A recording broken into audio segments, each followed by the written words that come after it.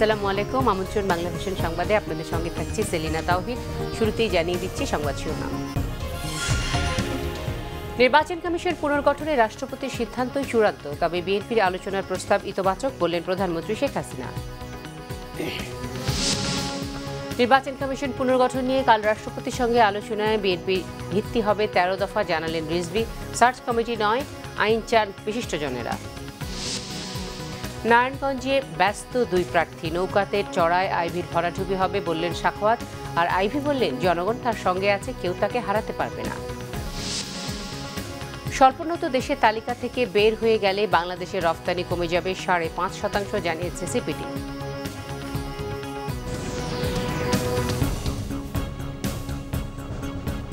দেখছিলেন শিরোনাম। এগিয়ে চলো কল্পনার রাজ্যে। এবারে বিস্তারিত। আন্দোলনের নামে দেশে বীভৎস পরিস্থিতি না করে গণতন্ত্রের পথে ফিরতে বিএনপি নেতৃত্বের প্রতি আহ্বান জানিয়েছেন প্রধানমন্ত্রী শেখ হাসিনা। বিএনপির প্রস্তাব ও আলোচনাকে ইতবাচক উল্লেখ করে বলেন, নির্বাচন কমিশন পুনর্গঠন নিয়ে রাষ্ট্রপতি চূড়ান্ত সিদ্ধান্ত নেবেন। বিজয় দিবস উপলক্ষে রাজধানীতে আওয়ামী লীগের আলোচনা অনুষ্ঠানে এসব মন্তব্য করেন প্রধানমন্ত্রী।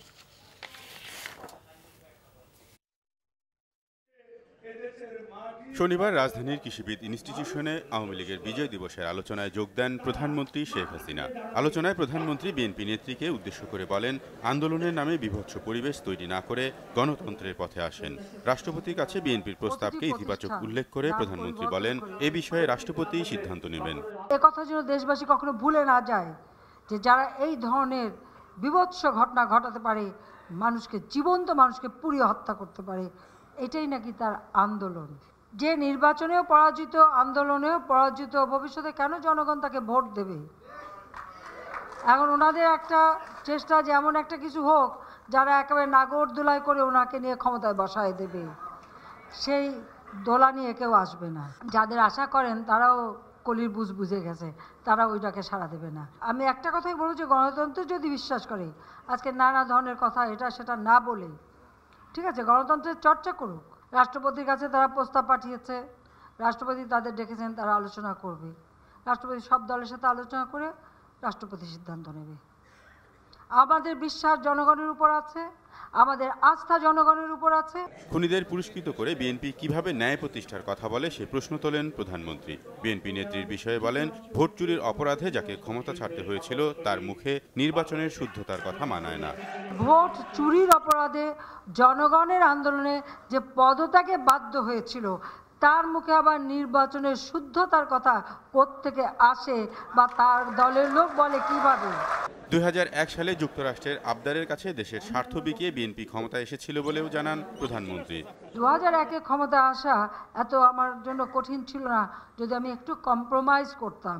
আর সে কম্প্রোমাইজটা কি? আমার দেশের গ্যাস আমার দেশের মানুষের কাছে লাগবে না, আমি বেচে দেবো অন্যের কাছে। 75-এ স্বাধীনতা বিরোধীরা হত্যা ষড়যন্ত্রের মাধ্যমে অসাংবিধানিকভাবে ক্ষমতা দখল করে ইতিহাস বিকৃত করেছিল বলেও স্মরণ করিয়ে দেন প্রধানমন্ত্রী। 21 বছর এদেশের মানুষকে বিভ্রান্ত করা হয়েছিল, ইতিহাস বিকৃত করা হয়েছিল।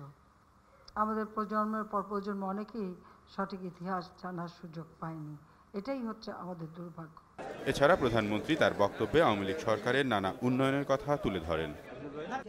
রকুনুজ্জামান, বাংলা ভিশন, ঢাকা।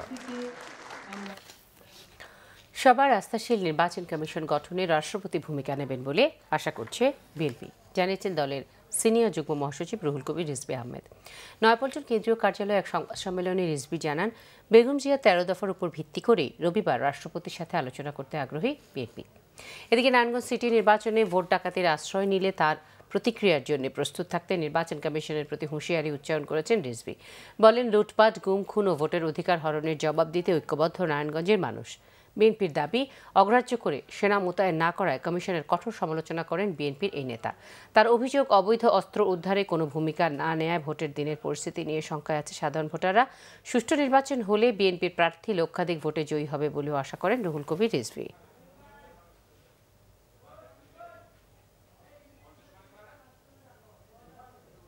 সাবেক প্রধানমন্ত্রী কিভাবে সন্ত্রাস কবলিত এলাকা নারায়ণগঞ্জের মানুষ। আমরা প্রত্যাশা করব রাষ্ট্রপতির কাছ থেকে সেই ধরনের নির্বাচন কমিশন, যে নির্বাচন কমিশনের প্রতি সকল দলের আস্থা থাকবে এবং দেশের বৃহত্তম রাজনৈতিক দল বিএনপির আস্থা থাকবে।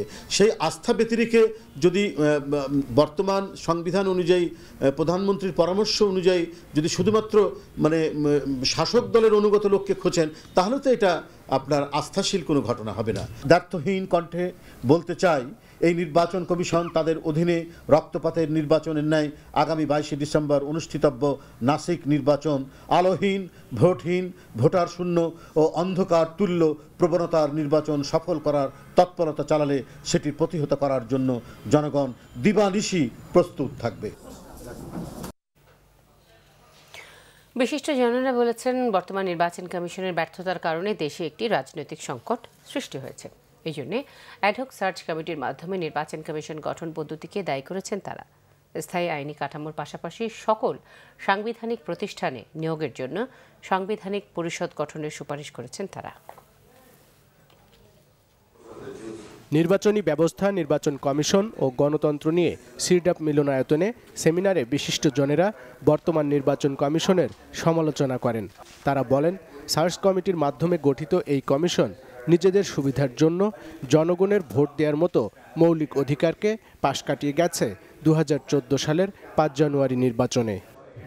5 জানুয়ারি পরবর্তী যে নির্বাচনগুলো হয়েছে, আমাদের ইউনিয়ন পরিষদ ইলেকশন হয়েছে, উপজেলা পরিষদ ইলেকশন হয়েছে, সিটি কর্পোরেশন ইলেকশন হয়েছে, বিভিন্ন পর্যায়ে পৌরসভা ইলেকশন হয়েছে, এই প্রত্যেকটা ইলেকশনে বিশ্বাসযোগ্যতার সংকটের একটা চেহারা তৈরি হয়েছে। এখন এই ইলেকশনটা ইনক্লুসিভ ছিল কি এক্সক্লুসিভ ছিল, এটা কে বলবে? যদি আমি বলি যে ইনক্লুসিভ, এবার প্রশ্ন 10% যদি হয়ে থাকে, আমরা মনে করি ইলেকশন 40% কেন করতো? Has anybody gone to the court and এটাকে চ্যালেঞ্জ করেছে বডিতে? তো কাজে আমরা কোনো রেফারেন্স পাচ্ছি না what election commission could do. আগামীতে যদি তাই হয় তাহলে ইলেকশন কমিশন কি করবে? আসলে যে মেজরিটি লোক ভোট দেয় না, এই হয় না, এটা তো আমার মনে হয় যে ইলেকশন কমিশনের কিছু করার ছিল। নিজের বিষয়ে এই আইনের দোহাই দিয়ে যে আইনের মধ্যে নাই, এটা তো কোনো কথা নাই। অবশ্যই সব পার্টিকে নিয়ে আপনাকে ইলেকশন করতে হবে, আর একটা মেজর পলিটিক্যাল পার্টি ইলেকশনে আসবে না, এরকম তো হতে পারে না। সার্চ কমিটির মাধ্যমে কমিশন গঠনের বিপক্ষে মত তুলে ধরেন বিশিষ্টজনেরা। তারা বলেন, কমিশন গঠনে একটি স্থায়ী আইনি কাঠামো তৈরিতে আন্তরিক ছিল না কোনো সরকারই। নির্বাচন কমিশন নিয়ে আলোচনা শুরু হয়েছে, কি করে গঠিত হবে। প্রশ্নটা হচ্ছে, যদি এই আলোচনা ব্যর্থ হয় তাহলে আমরা কি করব? শুধুমাত্র নির্বাচন কমিশনকে কি করে বিচ্ছিন্নভাবে শক্তিশালী করা যাবে, এটা একটা আকাশ কুসুম ব্যাপার, এটা কখনো হতে পারে না। সুতরাং এই অবস্থাটা আমি বলবো যে এটা বদলানো দরকার। কনস্টিটিউশনাল কাউন্সিল সমস্ত constitutional post holder including chief justice and supreme court জাজেস তাদেরকে অ্যাপয়েন্ট করবে। বক্তারা বলেন, নির্বাচন সুষ্ঠু করা কমিশনের একার দায়িত্ব নয়। এজন্য সকল সাংবিধানিক প্রতিষ্ঠানকে শক্তিশালী করার পরামর্শ উঠে আসে তাদের আলোচনায়। Ariful Haque, Bangla vision, Dhaka. Narayanganj city corporation নির্বাচন নিয়ে সুশাসনের জন্য নাগরিক সুজন মেয়র প্রার্থীদেরকে নিয়ে জনতার মুখোমুখি একটি অনুষ্ঠান করেছে। শনিবার বিকেলে নারায়ণগঞ্জ ক্লাব মিলনায়তনে এই অনুষ্ঠানটি হয়। এ সময় সব দলের মেয়র প্রার্থী ছাড়াও সদ্য নির্বাচন থেকে সরে দাঁড়ানো এলডিপি মনোনীত প্রার্থী কামাল প্রধানও উপস্থিত ছিলেন। নারায়ণগঞ্জ সিটি কর্পোরেশন নির্বাচনকে নিয়ে সুশাসনের জন্য নাগরিক সুজন আয়োজিত জনতার মুখোমুখি অনুষ্ঠানে উপস্থিত ছিলেন আওয়ামী লীগ মনোনীত মেয়র প্রার্থী ডাক্তার সেলিনা হায়াত আইভি, বিএনপি মনোনীত অ্যাডভোকেট সাখাওয়াত হোসেন খান, বিপ্লবী ওয়ার্কার্স পার্টির অ্যাডভোকেট মাহবুবুর রহমান ইসমাইল, ইসলামী আন্দোলন বাংলাদেশের মুফতি মাসুম বিল্লাহ, ইসলামী ঐক্যজোট প্রার্থী মুফতি এজহারুল হক এবং মেয়র প্রার্থী রাশেদ ফেরদৌস সোহেল। সুজনের সাধারণ সম্পাদক ডক্টর বদিউল আলম মজুমদারের সঞ্চালনায় স্বাগত বক্তব্য রাখেন সৈয়দ আবুল মাকসুদ। এখন যিনি যে দলে থাকুন না কেন, এখানে সব দলের আছেন, কিন্তু যখন নির্বাচিত হবেন, নির্বাচিত হওয়ার পরে তিনি যাতে সমস্ত দলের মেয়র হতে পারেন, এটি আমাদের কাম্য। পরে প্রার্থীরা ভোটারদের কাছে তাদের নির্বাচনী প্রতিশ্রুতি তুলে ধরেন। নদীর ওই পারে কদম রসুল অঞ্চলে এবং সিদ্ধিরগঞ্জ অঞ্চলে কাজ করার জন্য। শতভাগ কাজ করা সম্ভব হয়নি এবং কোনোদিন এটা সম্ভবও নয়, এবং এই চলমান প্রক্রিয়ার মধ্যে আমার প্রায় 70% কাজ শেষ হয়েছে, এখনও 30% কাজ বাকি আছে। আমি নারায়ণগঞ্জবাসীর কাছে আহ্বান জানাবো যে সে কাজটি করার সুযোগ দেওয়ার জন্য। সকল এক্সপার্ট, সকল স্তরের, সকল পেশার লোকদের নিয়ে, জনপ্রতিনিধি নিয়ে, শ্রমিক, মালিক সহ সকল পেশার লোকদের নিয়ে একটি উপদেষ্টা পরিষদ গঠন করব এবং সেই পরিষদের মাধ্যমে একটি মাস্টার প্ল্যান তৈরি করে নারায়ণগঞ্জ শহরকে আমরা উন্নয়নের দিকে নিয়ে যাব। পরে প্রার্থীরা নাগরিকদের বিভিন্ন প্রশ্নের জবাব দেন। তারা সততা নিয়ে জবাবদিহিতার মধ্য দিয়ে সিটি কর্পোরেশন পরিচালনার অঙ্গীকার করেন। Bangla vision news desk. নৌকাতে চড়ায় আইভির ভরাডুবি হবে বলে মন্তব্য করেছেন নারায়ণগঞ্জ সিটি কর্পোরেশন নির্বাচনে বিএনপি প্রার্থী সাখাওয়াত হোসেন। অন্যদিকে আইভি বলেছেন, শুধু আওয়ামী লীগ নয়, নারায়ণগঞ্জে সাধারণ জনগণ আছে তার সাথে, তাই কোনো পক্ষই হারাতে পারবে না তাকে। সিটি কর্পোরেশন নির্বাচনকে ঘিরে শনিবার দুই প্রার্থী প্রচারণা চালান নারায়ণগঞ্জের বিভিন্ন এলাকায়। হিমহিম আবহাওয়ায় নারায়ণগঞ্জে উত্তাপ ছড়িয়েছে সিটি কর্পোরেশন নির্বাচন। 22 ডিসেম্বরের নির্বাচনকে সামনে রেখে প্রচারণায় ব্যস্ত সময় পার করছেন আওয়ামী লীগ ও বিএনপির দুই প্রার্থী। সম্মানিত নারায়ণগঞ্জ সিটি কর্পোরেশন বাসী, আসসালামু আলাইকুম। বিএনপির প্রার্থী অ্যাডভোকেট সাখাওয়াত হোসেন শনিবার গণসংযোগ চালায় নারায়ণগঞ্জের সিদ্ধিরগঞ্জ, শিমরাইল, হিরাঝিল এলাকায়। ধানের শীষের প্রতীক নিয়ে ভোটারদের কাছে যাচ্ছেন বিএনপির কেন্দ্রীয় নেতারাও। এ সময় নিজেদের পক্ষে গণসংযোগ চালায় কেন্দ্রীয় স্বেচ্ছাসেবক দল সহ বিভিন্ন সংগঠনের নেতারা। প্রচারণায় অংশ নিয়ে বিএনপির প্রার্থী সাখাওয়াত হোসেন বলেন, নৌকার কারণেই আইভির পরাজয় হবে।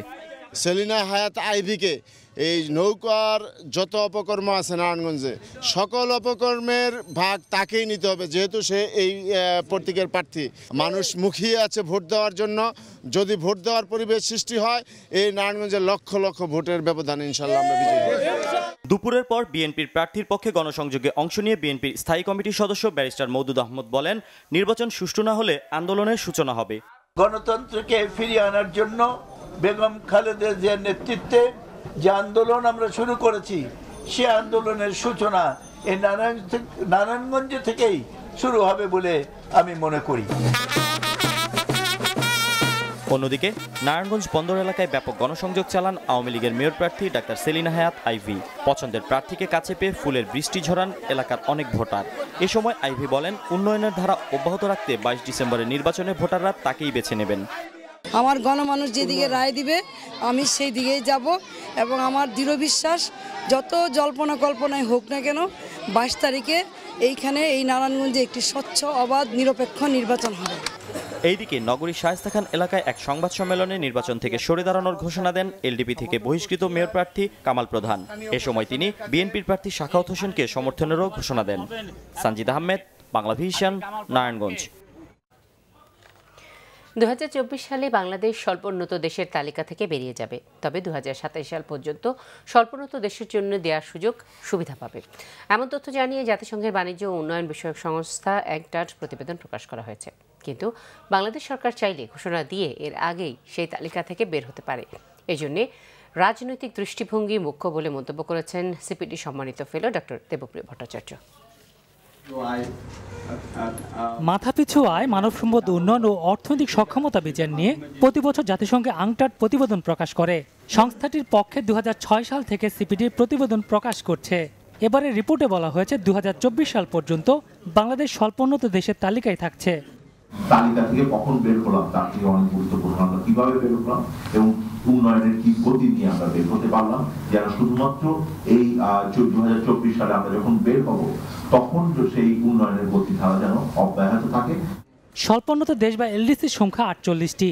এর মধ্যে আফ্রিকা মহাদেশে 34টি, এশিয়ায় 9টি ও ক্যারিবীয় এবং প্যাসিফিক অঞ্চলে আরও 5টি দেশ রয়েছে। উন্নত দেশে পণ্য রপ্তানিতে 6.5% পর্যন্ত স্বল্পোন্নত দেশগুলো বিশেষ সুবিধা পেয়ে থাকে। কিন্তু রাজনৈতিক সাফল্য দেখাতে বিশ্বের কিছু দেশের মধ্যে তালিকা থেকে বের হওয়ার প্রবণতা রয়েছে বলছে সিপিডি। উন্নয়নশীল দেশগুলোর অনেকেই এখন বিভিন্ন ধরনের এই আন্তর্জাতিক প্রেক্ষিতে রাজনৈতিক কৃতিত্ব নেওয়ার আকাঙ্ক্ষা প্রকাশ করছে। আন্তর্জাতিক পরিস্থিতি এবং দেশের ভিতরে যে নতুন রাজনৈতিক চেতনা বা আকাঙ্ক্ষা, এই দুটোর কারণে আগের চেয়ে কিন্তু বিশ্ব পরিস্থিতি আস্তে উন্নয়নশীল দেশগুলো, এই স্বল্পোন্নত দেশগুলোর তালিকা থেকে বের হয়ে যাওয়াতে আগের চেয়ে অনেক বেশি কম রক্ষণশীল অবস্থানে গেছে। এটা আমাদের বুঝতে হবে, বাংলাদেশ তার ভিতরে একজন। বের হতে পারে যে কোনোতে, এখন আপনাকে একটু এটা বিচার বিবেচনা করতে হবে যে আপনি সেটা হিসেবে থাকলে কতটুকু সুবিধা আছে এবং এটাকে কাজে লাগিয়ে কিভাবে আপনি ওই যে গ্রাজুয়েশন উইথ মোমেন্টাম বা স্মুথ গ্রাজুয়েশন সেটাকে আপনি কাজে লাগাতে পারবেন। এলডিসি তালিকা থেকে বাংলাদেশ বের হয়ে গেলে রপ্তানি কমে যাবে প্রায় 5.5%। দেশের অর্থনীতি ভিত শক্ত করতে গ্রামীণ অর্থনীতির উপর জোর দেওয়ার পরামর্শ দিয়েছে CPD. GM Hasan, Bangla vision, Dhaka. গেল 10 বছরের মধ্যে এবছর সর্বোচ্চ 7 লাখেরও বেশি কর্মী বিদেশে পাঠিয়ে রেকর্ড করেছে বাংলাদেশ। সেই সাথে মালয়েশিয়া ও সংযুক্ত আরব আমিরাতেও শীঘ্রই নতুন বাজার উন্মুক্ত হচ্ছে, জানালেন প্রবাসী কল্যাণ ও বৈদেশিক কর্মসংস্থান মন্ত্রী নুরুল ইসলাম বিএসসি। অভিবাসী কর্মীদের সুরক্ষা আরও নিশ্চিত করার তথ্যও জানান তিনি। মন্ত্রণালয়ের সচিব জানালেন 25% নারী কর্মীর শর্তে ভিসা ইস্যু নিয়ে সৃষ্ট জটিলতা নিরসনে সৌদি আরবের সাথে আলোচনা চলছে।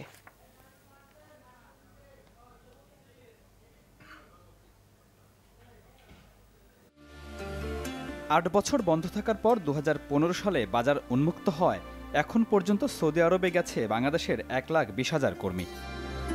তবে এখনও কয়েক হাজার চাহিদাপত্র ভিসা ইস্যুর অপেক্ষায় ঘুরছে বাংলাদেশে সৌদি দূতাবাসে। দুদেশের চুক্তিতে না থাকলেও 25% নারী কর্মী পাঠানোর শর্তে সেই ভিসা ইস্যু নিয়ে টালবাহানার অভিযোগ দূতাবাসের বিরুদ্ধে। এতদিন বিষয়টি স্বীকার না করলেও এবার প্রবাসী কল্যাণ মন্ত্রণালয়ের সচিব বললেন, বিষয়টি নিয়ে সংশ্লিষ্টদের সাথে আলোচনা চালিয়ে যাচ্ছে সরকার।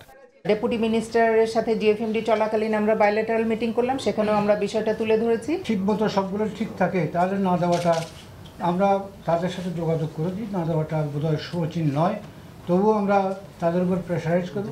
18 ডিসেম্বর আন্তর্জাতিক অভিবাসন দিবসের আগের দিন মন্ত্রণালয়ের সংবাদ সম্মেলনে মন্ত্রী জানান, বিদেশে কর্মী পাঠানোর ক্ষেত্রে 1 দশকের রেকর্ড গড়েছে বাংলাদেশ। নতুন নতুন বাজার খোলার আশার কথাও জানানো হয় সংবাদ সম্মেলনে।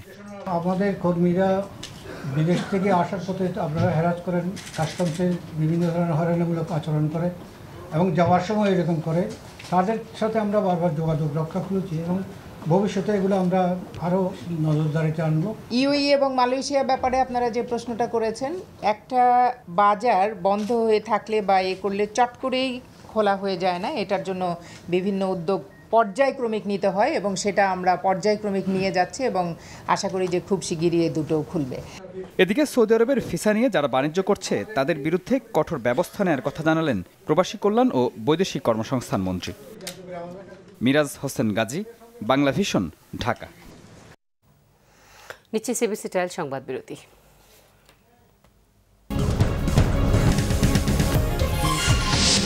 ঢাকা শহরে বাস করা মুক্তিযোদ্ধাদের হোল্ডিং ট্যাক্স দিতে হবে না, জানিয়েছেন ঢাকা উত্তর ও দক্ষিণ সিটির 2 মেয়র।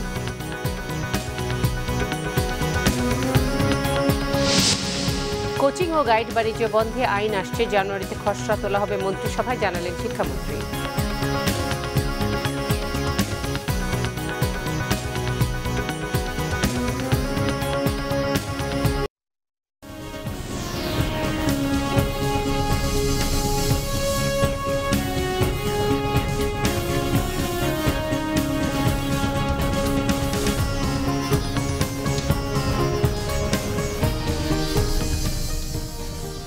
দেখছিলেন বাংলা ভিশন সংবাদ।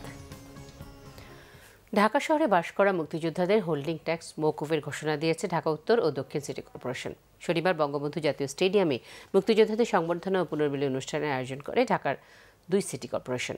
এছাড়া দুস্থ ও অসহায় মুক্তিযোদ্ধাদের জন্য তহবিল গঠন করা হবে বলেও ঘোষণা দেওয়া হয়।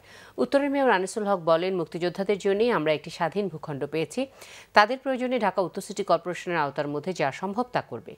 দক্ষিণের মেয়র সাইদ খোকন বলেন, ঢাকার বসবাস করা মুক্তিযোদ্ধারা বিভিন্ন সময় তাদের হোল্ডিং ট্যাক্স মওকুফ করার আবেদন করেন। এটা দুঃখজনক যে এতদিনেও তা বাস্তবায়ন করা হয়নি।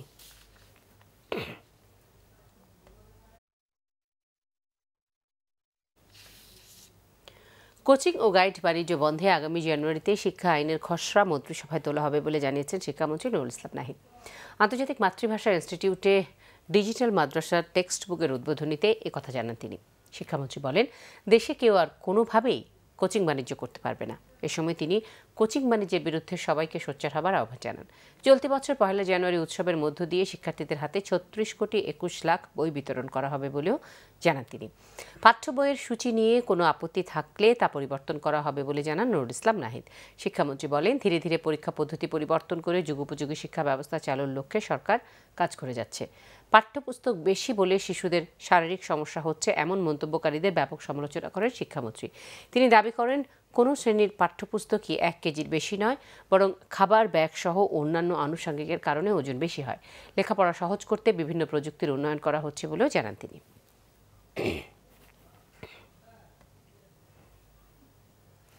দেশীয় টিভি চ্যানেলে ডাবিং করা সিরিয়াল বন্ধ, কপিরাইট প্রথা বহাল সহ বেশ কয়েকটি দাবি বাস্তবায়নে সরকারের হস্তক্ষেপ চেয়েছে federation of television professional organisation.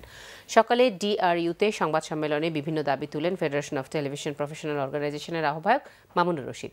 বিভিন্ন চ্যানেলে এখনও ডাবিং করা সিরিয়াল চলছে। এর প্রতিবাদে ডাবিং করা সিরিয়াল প্রচার করা এমন 4টি টেলিভিশন স্টেশনের সামনে এ মাসে শিল্পী কলাকুশলীদের অবস্থান কর্মসূচির ঘোষণা দেওয়া হয়। আগামী 1 জানুয়ারির মধ্যে দাবি বাস্তবায়ন না হলে আরও কঠোর কর্মসূচির হুঁশিয়ারি দেন সংগঠনের আহ্বায়ক। ডাবিং করা সিরিয়াল চলতে থাকলে সামাজিক অবক্ষয়ের সৃষ্টি হবে বলেও আশঙ্কা বক্তাদের।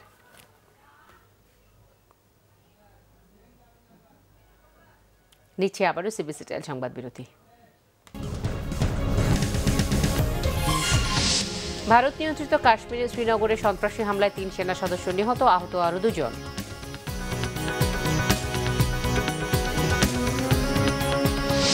পাতানো ম্যাচের অভিযোগের কারণে প্রিমিয়ার লিগে আবাহনী ও শেখ জামাল ম্যাচের ভিডিও দেখবে ফেডারেশন।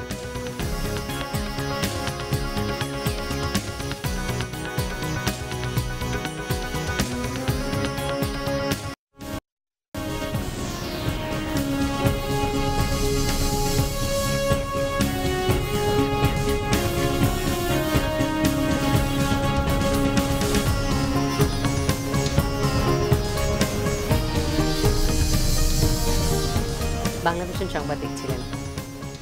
আমিন জুয়েলার্স আন্তর্জাতিক সংবাদ।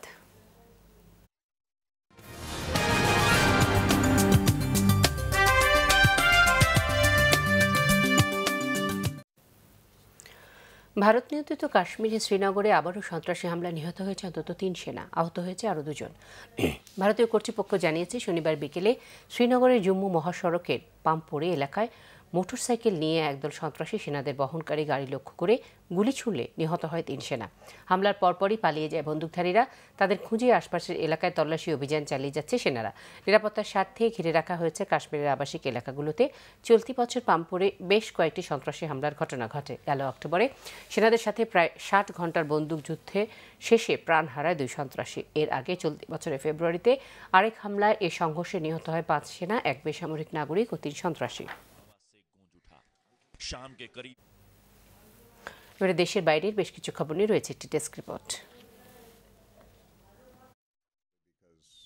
যুদ্ধ বিধ্বস্ত সিরিয়ার নাজুক পরিস্থিতি আর জনগণের দুর্ভোগ দুর্দশার জন্য নিজেকে দায়ী করলেন মার্কিন প্রেসিডেন্ট বারাক ওবামা। সিরিয়ার সংকট নিরসনে উপযুক্ত ব্যবস্থা নিতে না পারায় এ পরিস্থিতির সৃষ্টি হয়েছে বলে মত তার। এদিকে মার্কিন প্রেসিডেন্ট নির্বাচনে অপ্রত্যাশিত ফলাফলের জন্য রাশিয়ার হ্যাকারদের অভিযুক্ত করে সমুচিত পদক্ষেপের হুঁশিয়ারি দিয়েছেন ওবামা। অর্থনৈতিকভাবে রাশিয়া যুক্তরাষ্ট্রের চেয়ে দুর্বল রাষ্ট্র বলেও মন্তব্য করেন তিনি। অন্যদিকে আলেপ্পোয় আটকা পড়া বেসামরিক মানুষ রক্ষায় সেফ জোন তৈরির ঘোষণা দিয়েছেন নবনির্বাচিত মার্কিন প্রেসিডেন্ট ডোনাল্ড ট্রাম্প। 20 জানুয়ারি দায়িত্ব গ্রহণের পর উপসাগরীয় রাষ্ট্রগুলোর সহায়তায় এমনটা করা হবে বলে জানান তিনি। মিয়ানমারে প্রতিদিনই রোহিঙ্গাদের উপর হত্যা, ধর্ষণ সহ নানা ধরনের নির্যাতন চলছে বলে অভিযোগ করেছে জাতিসংঘের মানবাধিকার কমিশন।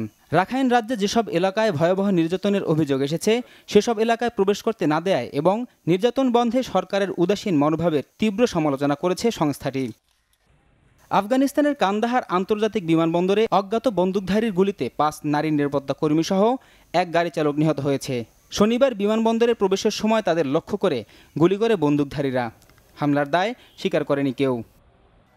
শনিবার তুরস্কের আনাতোলিয়ান প্রদেশের কায়সরি শহরে গাড়ি বোমা বিস্ফোরণে নিহত হয়েছে 13 তুর্কি সেনা, আহত 55। সেনাদের বহনকারী বাসটি স্থানীয় একটি বাজারে যাওয়ার সময় এই হামলার শিকার হয়। হামলার দায় স্বীকার করেনি কেউ। চরম বায়ু দূষণে বিপর্যস্ত চীনের রাজধানী বেইজিং। কালো ধোঁয়ায় ছেয়ে গেছে পুরো শহর। নিরাপত্তার স্বার্থে যান চলাচল সীমিত রাখা হয়েছে। বন্ধ রয়েছে অনেক শিক্ষা ও ব্যবসা প্রতিষ্ঠানের পাশাপাশি অন্তত 1200 কারখানা। দক্ষিণ চীন সাগরে চালকবিহীন মার্কিন সাবমেরিন জব্দ করেছে চীনের নৌবাহিনী। নিন্দা জানিয়ে সাবমেরিনটি ফেরত চেয়েছে মার্কিন প্রতিরক্ষা বিভাগ, পেন্টাগন।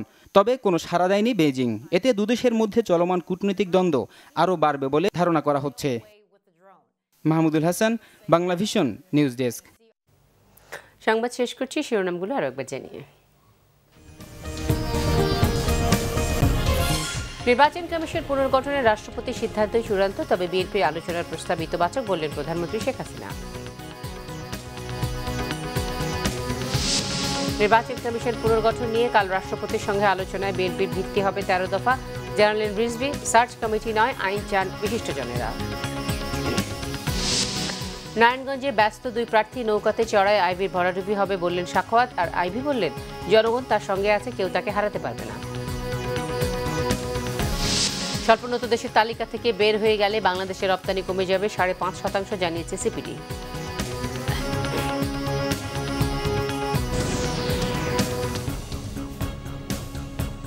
এই ছিল এখনকার মতো। পরের সংবাদ থাকছে রাত 10:30। এর আগে নটায় রয়েছে নিউজ আপডেট, দেখার আমন্ত্রণ। দর্শক, এছাড়াও দেশ ও দেশের বাইরে সবচেয়ে সংবাদ সবার আগে জানতে যে কোনো সময় আপনার গ্রামীণ ফোন বাংলালিংক অথবা এয়ারটেল থেকে ডায়াল করতে পারেন 1616 নম্বরে। ধন্যবাদ সবাইকে, সঙ্গে থাকুন।